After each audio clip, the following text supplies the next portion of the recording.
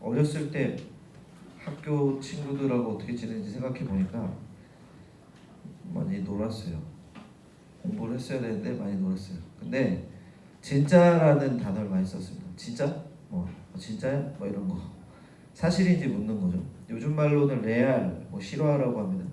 초등학교, 중학교, 고등학교는 소문과 의혹이 많잖아요. 인터넷에서 얻은 정보를 서로에게 전하면 이렇게 서로 나누는데 진짜 이런 말 많이 합니다. 우리 교육자들 중에서 제일 많이 쓴 사람 보니까 최하나 전도사님인데 전화 신방할 때 진짜 이렇게 말하죠. 비슷하죠? 이런 정말 이런 반응인 거예요. 전화 신방을 하면서 저한테 꼭 왜 전화하셨어요? 라면서 미심쩍게 반응하는 청년들이 있습니다. 경험이 없으니까 대학생이니까 전화 받아본 적이 많이 없으니까 왜 전화했는지 궁금한 거죠. 그래서 그냥 궁금해서 전화한 거야 이러면 네 하는 청년도 있지만 진짜요? 라면서 다시 물어보는 사람도 있습니다. 그럼 제가 또 진짜라고 얘기를 하죠. 예. 그래서 이렇게 우리가 뭔가를 확인하는 거, 진짜냐고 묻는 거, 이것은 당연하게 우리 안에 있는 모습인 것 같습니다. 그런데 오늘 본문에 바울과 실라도 이런 진짜의 질문을 받고 있었습니다. 바울과 실라는 사역의 동기나 모습에 있어서 다른 사람들에게 가짜라고 비방을 당했습니다. 근거 없이 그들을 힐책하는 사람들이 데살로니가 성도들 사이에 있었는데 특히 그들이 돈을 벌기 위해서 명성을 얻기 위해서 다른 목적이 있다며 바울과 실라의 진정성을 의심하였던 것입니다. 그래서 오늘 본문이 2장 1절부터는 이에 대한 변호이며 성도들의 마음과 신앙을 다시 잡아주는 역할을 하고 있습니다. 오늘은 이것을 통해서 우리 삶에 초점을 맞춰 몇 가지 생각해 보겠습니다. 첫째, 우리의 삶은 다른 사람을 살리는 삶이어야 한다. 오늘 본문의 전체적인 내용을 보니까 바울과 실라의 사역이 복음을 전하는 것이었음을 알 수 있습니다. 2절에서 언급하듯이 하나님의 복음을 성도들에게 전하였습니다. 그들은 복음을 전하는 데 있어서 삶을 건 것이죠. 2절뿐만 아니라 수많은 곳에서 복음을 전하였다는 것을 알 수 있는데 특별히 9절을 보니까 바울과 실라가 복음을 전하는 데 있어서 성도들이 부담을 갖게 하지 않게 하려고 경제적인 부담을 지우기 싫어서 그들이 일을 하면서 복음을 전했다고 말씀합니다. 밤낮으로 일하며 복음을 전하였는데 바울은 이렇게 자신들의 사역이 데살로니가 성도들에게 복음을 전하고 그들을 살리기 위한 것이었지 다른 의도가 없었음을 상기시키고 있는 것이죠. 그래서 자신들의 사역을 계속 이야기하고 있습니다. 그런데 이것이 하나님을 믿는 사람의 삶의 모습이라는 것이죠. 4절 말씀 보니까 바울이 하나님께 복음을 위탁받았다고 합니다. 우리가 하나님한테 복음을 위탁받았는데 우리 역시 여기 모인 우리 역시 하나님께 복음을 위탁받은 사람, 복음으로 사람을 살리고 키우는 생명사역자라는 것입니다. 예수님께서 가서 복음을 전하라고 땅까지 이르러 증인되라고 하나님께서 말씀을 우리에게 주신 것이 우리 하나님을 믿는 사람들의 삶의 목적이라는 것이죠. 이 목표를 이루기 위해서 나의 시간과 노력과 물질을 밤낮없이 아낌없이 사용해야 하는 것입니다. 바울이 밤낮으로 일하며 복음을 최선을 다해서 전했다는 것이 이런 맥락에서 이해가 되는 것입니다. 우리의 삶은 어디에 목표가 있습니까? 나를 살리기 위해서 삶을 살지 않습니까? 하나님을 믿는다고 고백하는 우리의 목표가 나를 살리기 위한 것인지 다른 사람을 살리기 위한 것인지 바울의 고백을 통해서 돌아보기 원합니다. 그래서 바라기는 우리에게 주어진 삶을 살아갈 때에 복음으로 다른 사람들을 살리기 위한 목표를 가지고 나아가시는지 그것을 돌아보시며 하나님께서 원하시는 삶을 사는 저와 여러분에게 바랍니다. 아멘. 두 번째로 생각해 볼 것은 이런 삶을 살아가는데 이거 좀 어렵네요. 이거 공격적으로 말하는 거 아닙니다. 오펜스 아니에요. 그러니까 좀 걸러서 들으셨으면 좋겠어요. 이렇게 하나님의 뜻으로 다른 사람을 살리기 위해서 살아가는데 하나님께 인정받아야 하는 삶을 살아야 한다는 것이죠. 사람들을 보니까 다른 사람의 평가에 굉장히 민감합니다. 저는 엄청 둔감해요. 저는 의도적으로 안 듣는 편이거든요. 그래 네가 뭐 어쩌고 하든 나는 신경을 안 써. 이렇게 살아요. 전 이사를 좀 많이 다녔고 학교를 많이 옮기고 동네 친구라는 게 없으니까 어디 가든지 항상 저를 다 쳐봐요. 그러니까 자기들이 가진 틀과 문화로 판단을 하더라고요. 그래서 아포스를 왔을 때도 상당히 시끄러웠죠. 근데 어딜 가든 그렇게 살더라고요. 그래서 이거는 누구나 겪는 거구나. 이래서 남들이 좋다고 하든 싫다고 하든 크게 신경 안 씁니다. 제가 할 일 열심히 하려고 노력하는데 우리 청년들하고 얘기해 보니까 굉장히 민감해요. 다른 사람이 날 어떻게 얘기하고 있는지, 날 어떻게 보는지. 그래서 우리 주연이도 여기 있지만 목사님 그건 우리 리더들 앞에서 말씀하지 않으셨으면 좋겠어요. 자기가 한 일인데도 이거 말하지 말아달라. 내가 어떻게 보이겠냐. 우리 사랑방 방원들이 날 볼 때 어떻게 되겠냐. 그래서 제가 지금 한 3개만 얘기해도 주연이 여기 나가야 되는데 말하지 않겠습니다. 그런데 주연이뿐만 아니라 나이가 든 청년들은 더 민감한 거예요. 목사님 이런 얘기 이런 얘기를 우리 다른 청년이 하는데 어떻게 해야 됩니까? 어떻게 반응해야 됩니까? 이렇게 하고. 근데 여기 청년뿐만 아니라 많은 사람들이 그런 평가에 민감함을 가지고 있는 것이죠. 그렇지만 더 안타까운 거는 저는 그렇게 평가에 목매어 사는 걸 되게 안타깝게 보는데 더 안타까운 거는 교회 내에서도 사람을 의식하면서 신앙생활을 하거나 사역을 하는 사람이 많다는 거예요. 그래서 교역자 앞에서 이 사람 앞에서 하는 게 다르고 저 사람 앞에서 하는 사람들이 정말 많습니다. 그리고 교역자들마다 다르게 또 이렇게 어떤 교역자 만났을 때 이렇게 하고 저 교역자 만나서 이렇게 하고. 근데 되게 여러분들께 광고 드리고 싶은 건 그 말이 다 들어온다는 겁니다. 교역자들에게 다 들어와요. 어떤 교역자한테 이렇게 말하고 저렇게 해도 결국은 같은 교역자이기 때문에 우리한테 들어올 수밖에 없는 것이죠. 교역자도 똑같습니다. 제가 누구 앞에서 잘하고 담임 목사님 앞에서 이렇게 하고 누구 앞에서 이렇게 하면 다 그거 모르겠으면 다 압니다. 누구든지 알 수밖에 없어요. 그 사람한테 잘하면 되겠지가 아니라 모두에게 잘해야 된다는 건데 사람의 평가에 그렇게 목을 매는 모습이 교회 안에도 있다는 거죠. 이 교회뿐만 아니라 다른 교회에서도 정말 많이 봤고 더 얘기하지 않겠습니다. 그러니까 사람의 평가가 좋아야 한다는 게 우선되는 것 같아요. 또 어떤 분은 사람의 평가가 먼저 좋아야 하나님 앞에 섰을 때 평가도 좋다고 여기는지 사람들의 인정에 목을 매는 것 같은 모습이 있습니다. 그런데 본문의 바울은 전혀 다르게 이야기하고 있습니다. 5절과 6절 우리 같이 읽겠습니다. 5절과 6절입니다. 시작. 너희도 알거니와 우리가 아무 때에도 아첨하는 말이나 탐심의 탈을 쓰지 아니한 것을 하나님이 증언하시느니라.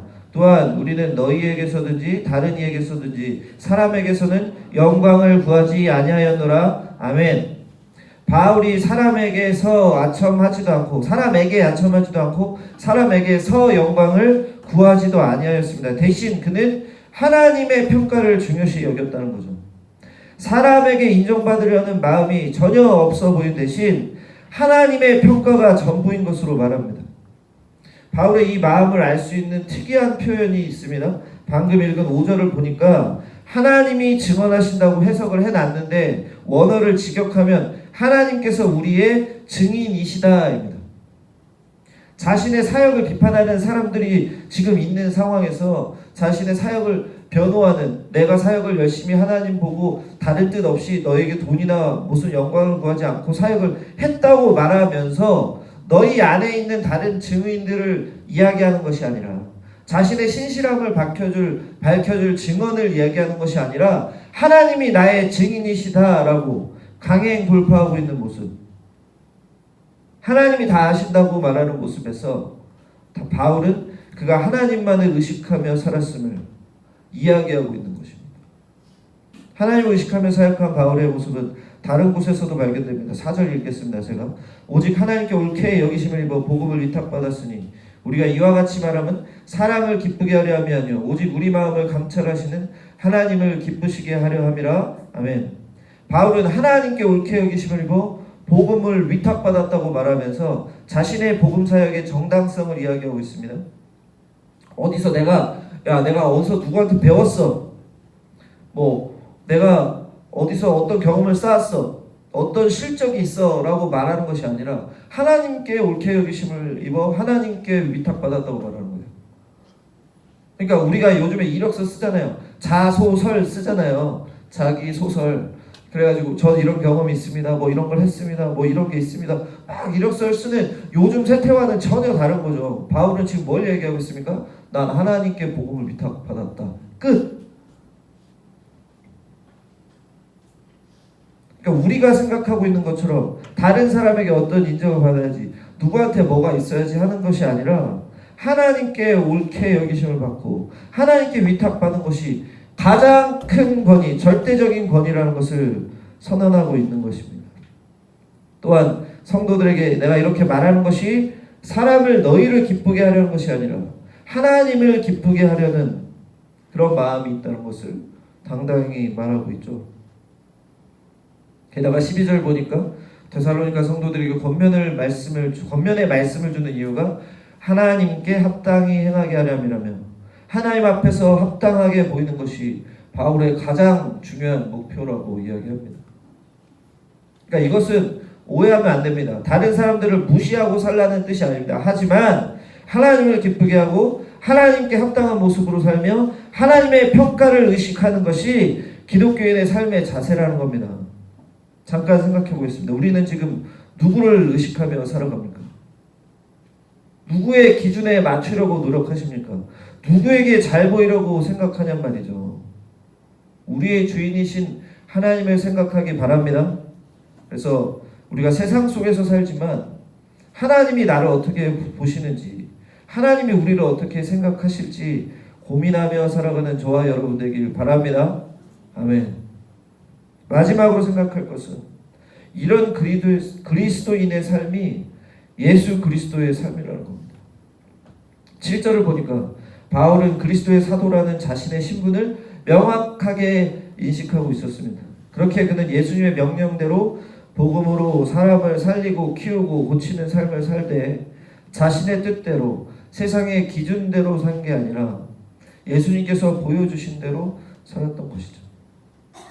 우리 역시 예수님을 믿는 예수님의 제자입니다. 땅끝까지 이르러 증인되라는 명령을 받은 존재입니다. 결국 우리는 바울처럼 예수님의 모습을 따라가는 삶을 살아야 한다는 것이죠. 예수님이 본을 보이신 대로 살아야 한다는 겁니다.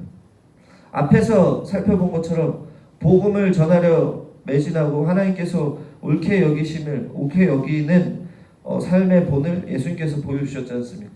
바울과 실라가 이 모습을 따르는데 이 끝이 아닙니다. 8절 보니까 우리가 이같이 너희를 사모하여 하나님의 복음뿐 아니라 우리의 목숨까지도 너희에게 주기를 기뻐하면 너희가 우리의 사랑하는 자 됨이라. 아멘. 그러니까 그들에게 복음을 주기 위해서, 그들을 살리고 키우고 고치기 위해서 자신의 목숨까지도 주기를 기뻐했다는 것입니다. 이 모습이 바로 우리를 살리시기 위하여 자신의 목숨을 주신 예수님의 모습과 비슷합니다. 예수님의 사역을 보니까 하나님의 뜻을 이루시기 위한 것이었죠. 자기의 목숨을 우리에게 주신 것이 우리를 살리는 하나님의 뜻이었습니다. 예수님이 이 땅에 오셔서 자신의 피값으로 우리를 구하셨는데 하나님의 뜻을 따라서 목숨을 주셨다는 거죠. 바울도 하나님의 뜻에 따라서 예수님처럼 살지만 이방에 특별히 복음을 전하는 여정을 살았던 것이고 이를 위해 자신의 모든 것을 내어준 것이며 목숨도 아끼지 않았던 것이죠. 우리는 어떻게 살고 있습니까? 하나님의 뜻을 이루기 위해서 살고 있습니까? 복음을 전하기 위해 내 목숨을 아끼지 않습니까? 예수님의 말씀처럼 다른 사람을 나보다 낮게 여기고 있습니까? 쉽지 않은 거죠. 근데 이것을 위해서는 사랑하는 마음이 필요합니다. 7절과 8절을 보니까 바울이 유순한 자가 되어 유모가 자기 자녀를 기름과 같이 데살로니가 성도를 사랑하여 그들에게 복음과 목숨을 주었다고 합니다. 성도들을 사랑하는 마음으로 그들의 지금 모습은 아쉽지만 유순하게 그들의 성장을 기대하며 하나님의 말씀을 먹이고 양육하였던 것입니다. 예수님께서 이 땅에 오셔서 우리에게 행하신 모습 그대로이죠. 그러니까 우리는 지금 어떤 모습을 바라보아야 되겠습니까? 바울과 실라가 자신들의 사역을 다시 되뇌어 줄 때, 나의 사역을 다시 복귀시켜주며 내가 너희들이 생각하는 것과 같지 않는 사역을 하고 있어 라고 말하는 그 모습에서 우리는 하나님의 뜻을 실천하고 복음을 전하기 위해서 다른 사람을 사랑하는 마음과 그들을 품고 섬기는 게 필요하구나라는 것을 생각해야 되는 거죠. 과연 우리가 하나님의 원하시는 것처럼, 예수님이 하신 것처럼 그들을 품고 그들을 섬기려고 최선을 다하고 있습니까? 여기에 오신 분들은 사실 이런 말을 들을 필요가 없죠. 새벽기도 열심히 나오고 리더하면서 다른 분들 섬기고 복음을 전하려고 애쓰시고 또 뭐 29일 날 저랑 배 목사님 없었지만 비가 엄청나게 왔다면서요. 비가 오는데도 밖에 나가서 하나님의 뜻대로 사는 것이 무엇인지를 전하려고 애쓰시지 않았습니까? 그런데 거기에 중요한 것이 사랑이라는 거라는 거죠. 내게 사랑이 없다면, 내게 다른 사람을 향한 사랑이 없다면 그저 그 해야 되는 일이니까 나는 싫지만 따라가는 것이라면, 저 사람을 바라보며 저 사람의 변화는 기대하지 않지만 그냥 하는 것이라면 우리에게 예수님의 사랑이 부족한 것 아닐까요? 먼저 우리에게 주신 하나님의 사랑을 깨달았으면 좋겠습니다. 그래서 하나님께서 우리를 얼마나 사랑하셨는지, 만세전부터 우리를 택하여서 구원하시기를 작정한 그 하나님의 사랑을 생각하면서 우리 주변에 있는 사람을, 내 가정에 있는 우리 식구들을, 또 우리 사랑방원들을, 또 다른 이들을 사랑해야 한다는 것입니다. 바라기는 이러한 예수님의 사랑으로 하나님의 뜻에 순종하며 내 목숨을 다해서 복음을 전하는 예수님의 삶, 그 삶을 따라가는, 예수님에게까지 자라가며 닮아가는 저와 여러분 되시길 바랍니다. BY라는 가수 아시죠? BY 이렇게 빡빡 밀고 이렇게 랩하는 사람 있잖아요. 핸드폰 광고를 했습니다. 처음에. 그때 제가 네덜란드 있을 텐데, 근데 왜 이렇게 뭘 보려 그러면 네이버 이런 거 보려 그러면 광고가 나오잖아요.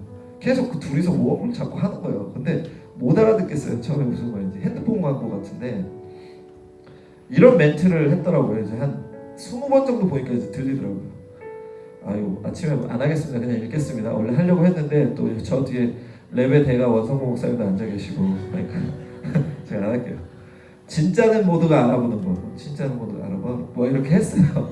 근데 전혀 그렇게 안 들렸어. 그래서 야, 이 사람 되게 특이하게 한국말을 하는구나 이랬는데, 진짜는 모두가 알아보는 법.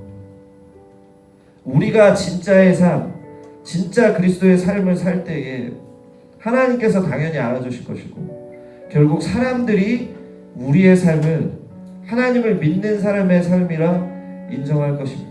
여러분 믿으십니까? 마태복음 5장 16절 제가 읽을게요. 제가 너무 좋아하는 말씀이죠. 이같이 너희 빛이 사람 앞에 비치게 하여 그들로 너희 착한 행실을 보고 하늘에 계신 너희 아버지께 영광을 돌리게 하라. 아멘. 우리 세상의 빛이니까 우리가 빛을 비춰서 그들이 하나님께 영광을 돌리게 하라는 거죠. 그런데 여기서 말하는 착한 행실은 하나님의 말씀에 순종하는 것입니다. 하나님의 뜻대로 살아가는 것을 말합니다. 다른 사람들을 의식하며 착하게 행동하는 것이나 세상의 기준에 맞추기 위해서 내가 어쩔 수 없이 하는 것이 아니라 하나님이 주신 사랑을 깨닫고 다른 사람을 사랑하며 복음으로 그들을 살리기 위해서 애를 쓰는 그 모습이라는 것. 그 우리의 삶을 보며 다른 사람들이, 하나님을 믿지 않는 사람들조차도 하나님께 영광을 돌리게 해야 한다는 것입니다. 근데 이 정도 말하면 저희 1팀에서 그렇게 말하는 사람이 있습니다. 우리 기독교는 삐독 뭐 이런 거 있잖아요. 개독 뭐 이런 말 듣잖아요 요즘에. 우리 기독교 요즘에 인정 못 받아요 목사님. 목사님들이 뭐 하는 말도 다 의심합니다. 이렇게 말하는 사람이 있었어요. 여러분들은 기독교의 네임 밸류에 대해서, 우리 기독교인의 삶에 대해서 삶으로 영광 돌리는 것에 대해서 얼마나 자신감을 가지고 계신지 모르겠어요. 그런데 어떻게 우리가 욕을 먹든 우리가 하나님의 뜻대로 살아갈 때에 사람들은 인정할 수밖에 없습니다. 사도행전 2장 47절 제가 했습니다. 하나님을 찬미하며 또 온 백성에게 칭송을 받으니 주께서 구원받는 사람을 날마다 더하게 하시니라. 아멘. 초대교회 성도들의 모습을 말합니다. 모여서 떡을 떼고 뭐 물건을 나누고 모든 것을 막 같이 하면서 하나님을 찬미하면서 사는데, 로마 시대 안에서 그 기독교 사람들은 이상한 사람들이라는 얘기를 들었다니까요.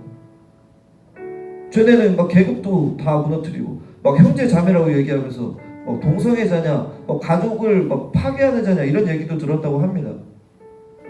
자기 재산을 막 신분을 넘어가면서 주고 이상하게 봤다는 거예요. 유대 사람들조차도, 유대인들, 이스라엘 사람들도 유대교 전통인 사람들은 그들을 배척했잖아요. 그런데 그들이 그렇게 삶을 살아가니까 어떻게 온 백성에게, 모든 사람들에게, 같이 함께하는 모든 사람들이 그들을 칭송했다는 겁니다. 인정하고 칭찬했다는 겁니다.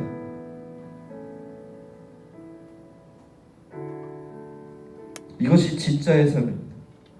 예수님의 사랑과 복음으로 살고 하나님께 칭찬을 받는 삶을 살 때 모두가 인정할 수밖에 없을 것입니다. 사도 바울을 볼까요? 사도 바울은 세상의 법으로는, 세상의 공식 레코드로는 뭡니까? 죄인의 신분으로 죽임을 당했습니다. 예수님도 똑같죠. 로마 시대 죄인으로 죽지 않았습니까? 그 기준으로 보면, 그 기록으로 보면 처형 당했다, 끝. 아직도 어떤 사람들은 바울을, 예수님을 죄인으로 치부할 것입니다. 그런데 하나님의 사랑으로, 하나님의 복음으로 하나님을 의식하면서 하나님의 뜻을 이루기 위한 바울의 삶, 예수님을 닮은 그의 삶은 진짜였습니다. 여러분, 진짜가 되길 원하십니까? 진짜가 되길 원하세요? 그렇다면 우리는 사랑으로, 복음으로 하나님을 의식하며 살아가는 삶을 살아야 한다는 겁니다. 진짜 그리스도인, 복음으로 하나님의 뜻을 생각하며 사람을 살리고 키우고 고치는 생명사역자가 되는 저와 여러분 되시기를 주님의 이름으로 축원합니다. 아멘. 기도하겠습니다. 여러분은 진짜입니까? 저는 진짜입니까? 저와 여러분이 당당히 나는 진짜야, 하나님이 내 증인이시야 라고 말하지 못하는 이유는 무엇입니까? 나 자신을 더 사랑하기 때문입니까? 아니면 복음을 전하는 게 힘들고 귀찮기 때문입니까? 아니면 하나님의 뜻보다 내 목표와 내 삶의 문제가 우선이기 때문입니까? 그것도 아니면 하나님보다 사람들의 평가나 세상의 기준을 더 중요하게 생각하기 때문입니까? 오늘 이 시간 기도할 때에 하나님 믿는 그리스도인에서 진짜 성도의 삶을 회복시켜달라고 기도합시다. 그리고 그 무엇보다 하나님과 하나님의 뜻에 마음과 목숨과 힘과 뜻을 다하게 해달라고, 하나님의 사랑을 깨달아 그 사랑을 세상에 전하는 우리 되게 해달라고 우리 간절히 기도합시다. 함께 기도하며 나아가겠습니다.